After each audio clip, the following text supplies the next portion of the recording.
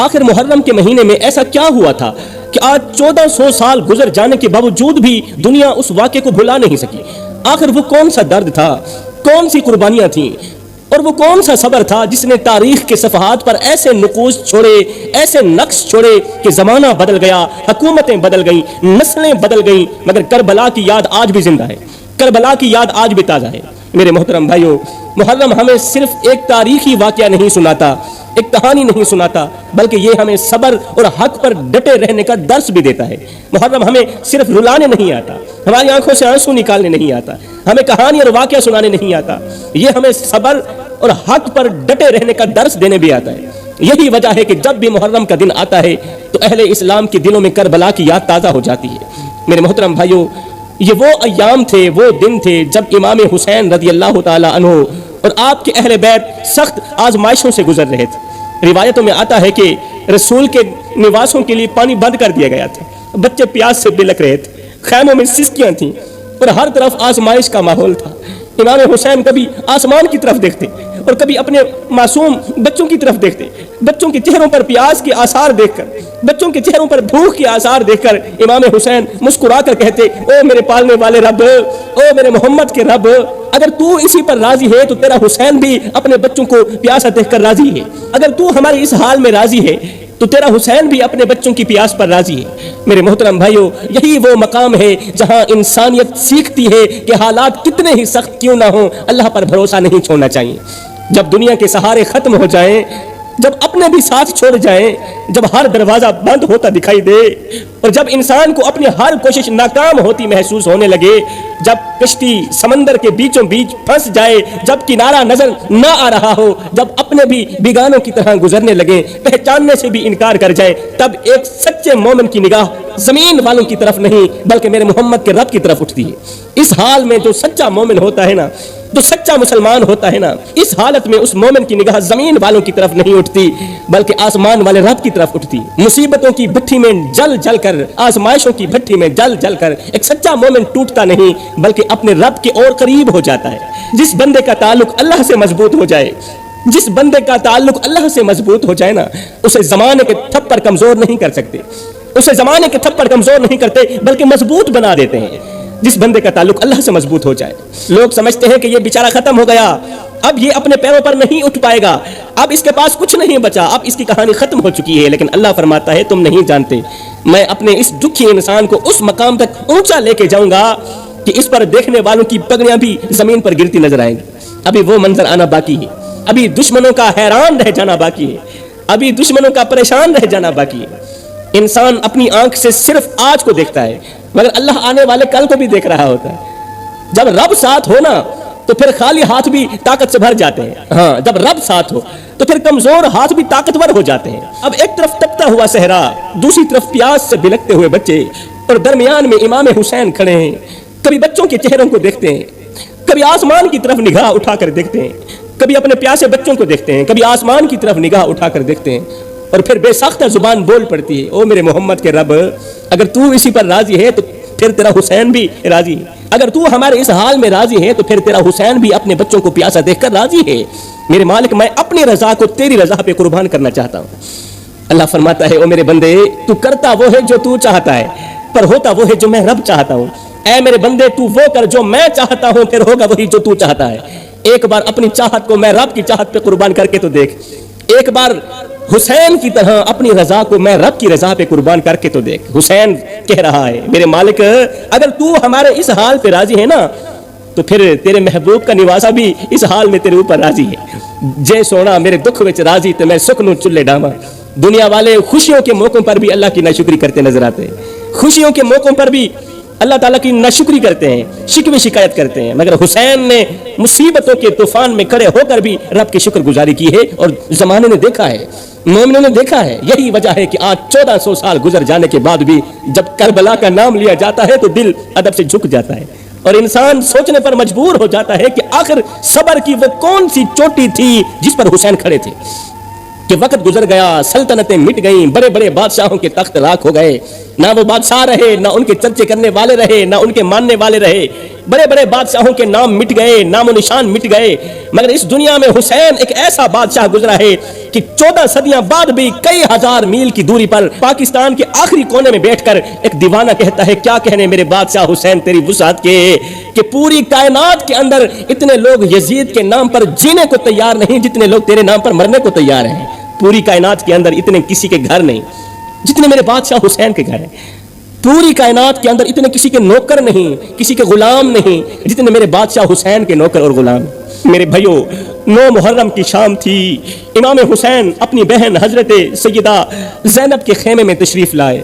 بہن نے جب بھائی کو دیکھا تو آنکھیں بھر آئیں۔ امام حسین نے بہن کی کلائی پکڑی اور اس پر محبت بھرا بوسہ کیا، بہن کی کلائی پر محبت بھرا بوسہ کیا۔ بہن سوچنے لگی کہ بھائی تو پہلے میرے ہاتھوں کو بوسہ دیا کرتے تھے، آج کلائی پر بوسہ کیوں کر رہے ہیں؟ پھر آگے حضرت سیدہ زینب نے کیا کیا، بھائی کی پہلے زلفوں کو بوسہ دیا، پھر آپ کے گلے کو چوما، گلے پر بوسہ دیا۔ امام حسین نے محبت بھرے لہجے میں پوچھا، میری بہن پہلے تو تم میری پیشانی چوما کرتی تھی، میری پیشانی کو بوسہ دیا کرتی تھی، آج میری زلفوں کو بوسہ کیوں دے رہی ہو، کیا وجہ ہے؟ حضرت سیدہ زینب کی آنکھوں سے آنسو بہہ نکلے۔ عرض کیا، بھائی میرا دل گواہی دے رہا ہے کہ یہ رات میرے لیے بہت بھاری رات ہے اور آنے والا دن امت کی تاریخ کا سب سے دردناک دن ہے۔ میرے بھائی، آج رات ہماری ماں حضرت سیدہ فاطمہ الزہرا خواب میں تشریف لے آئی تھی، میرے خواب میں میری ماں آئی تھی، انہوں نے مجھے بتایا تھا کہ آج کا دن تیرے بھائی حسین کا آخری دن، تیرے حسین کی زلفیں خون سے لت پت ہو جائیں گی، لت پت ہو جائیں گی تیرے بھائی کی زلفیں، جتنا ہو سکے بھائی کی زلفیں چوم لینا، بوسے لے لینا، کیونکہ آج کا دن تیرے بھائی کی زندگی کا آخری دن ہوگا۔ نبی کا کلمہ پڑھنے والے تیرے بھائی پر ایسا وار کریں گے کہ تیرے بھائی کا سر تن سے جدا کر دیں، اس لیے اگر ہو سکے تو بھائی کا گلا بھی چوم لینا، کیونکہ کل اسی گلے پر وار ہوں گے۔ یہ سن کر حضرت سیدنا امام حسین مسکرا کر کہنے لگے، اگر میرا اللہ اس پر راضی ہے، اگر میرا اللہ راضی ہے تو حسین بھی اللہ کی رضا پر راضی ہے۔ پھر بہن نے پوچھا، اے میرے بھائی آپ تو میرے ہاتھوں پر بوسہ کیا کرتے تھے، آج آپ نے خلاف معمول میری کلائی پر بوسہ کیوں کیا؟ امام حسین نے فرمایا، آج رات میرے خواب میں بھی میری ماں سیدہ فاطمہ الزہرا تشریف لائی تھی، انہوں نے مجھے بتایا تھا کہ اگر ہو سکے تو بہن کی کلائی چوم لینا اور اسے حوصلہ بھی دینا، کیونکہ کل کے دن میں تیری بہن کے ہاتھوں میں ہتھ کڑیاں لگ جائیں گی، اور بہن کو کہنا کہ وہ صبر کا دامن مضبوطی سے پکڑے گی، اور میں تم دونوں کا جنت میں انتظار کر رہی ہوں۔ میرے بھائیو، 10 محرم کا دن تھا، چاروں طرف شہیدوں کے ڈھیر لگے ہوئے تھے۔ آخر میں حضرت امام حسین کربلا کے میدان میں جانے لگے، آپ کی معصوم بیٹی نے گھوڑے کی لگام پکڑ لی، بیٹی نے گھوڑے کی لگام پکڑ لی، ننھی سی بیٹی ہے، رو کر کہنے لگی، اے گھوڑے میرے بابا کو لے کر میدان میں مت جانا، کیونکہ میں نے دیکھا ہے اس میدان میں ہمارے خیمے سے جو بھی گیا ہے زندہ واپس نہیں آیا۔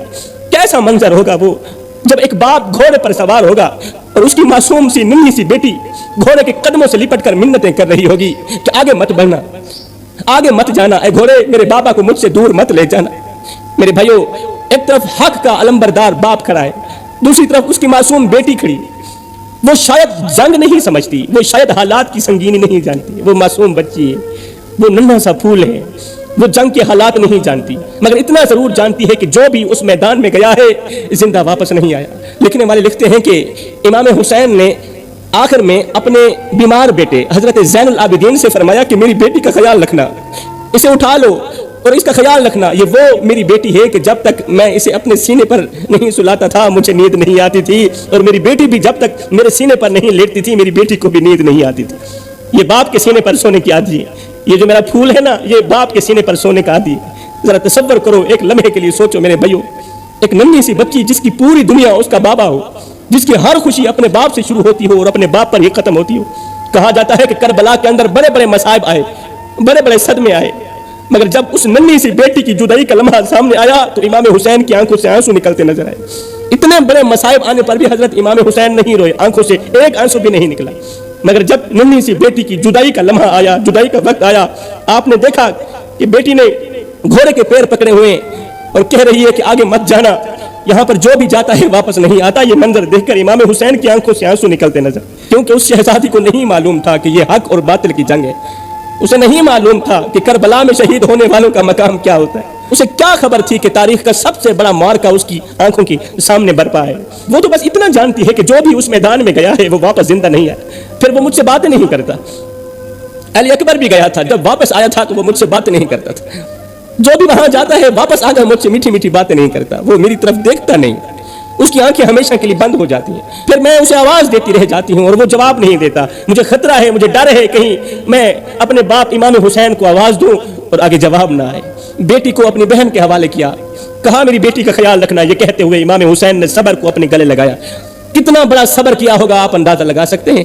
بسم اللہ پڑھ کر تلوار اٹھائی اور نکل پڑے میدان کی طرف. ایسا لگ رہا تھا جیسے صدیق کی صداقت, فاروق کی عدالت, عثمان کی سخاوت اور علی کی شجاعت حسین کے سر پر پہرا دے رہی ہے. ایسا لگ رہا تھا جیسے تمام فرشتوں کی نظر کربلا کی طرف لگی ہوئی ہو. ایسا لگ رہا تھا جیسے صبر نے انسان کی شکل اختیار کر لی ہو. امام حسین میدان کربلا میں آئے. بھوکا ہے حسین, پیاسا ہے حسین.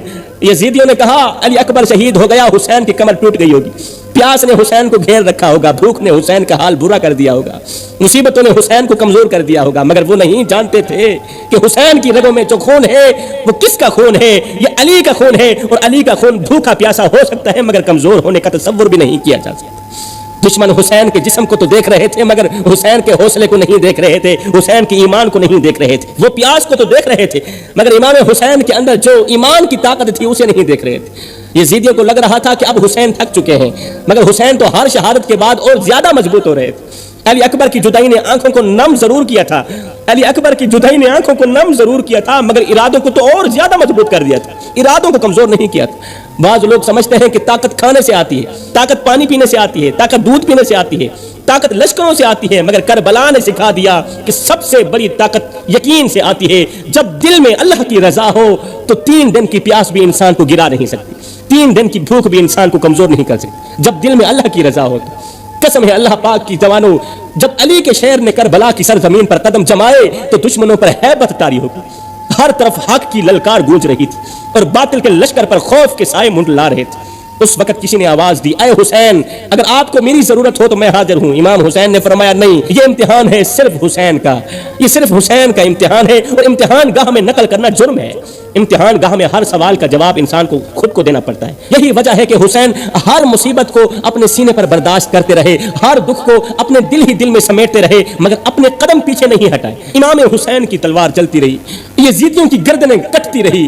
اب دنیا کی کوئی بھی طاقت اس تلوار کو نہیں روک سکتی, اب دنیا کی کوئی طاقت اس تلوار کو نہیں روک سکتی. مگر اچانک امام حسین کی تلوار رک گئی, اچانک امام حسین کی تلوار رک گئی. یزیدیوں میں ہلچل مچ گئی کہ جس تلوار کو پیاس نہ روک سکی, جس تلوار کو بھوک نہ روک سکی, علی اکبر کی جوانی نہ روک سکی, وہ تلوار اچانک کیسے رک گئی؟ اس لیے کہ نماز کا وقت ہو چکا تھا. آئے ہائے سبحان, نماز کا وقت ہو چکا تھا. یزید کی فوج سوچ رہی تھی کہ یہ کیسا مرد ہے جسے دنیا کی کوئی طاقت روک نہیں سکی, جسے پیاس نہیں روک سکی, جسے ہماری تلواریں نہیں روک سکی. مگر نماز کا وقت آتے ہی سب کچھ رک گیا, سب کچھ رک گیا.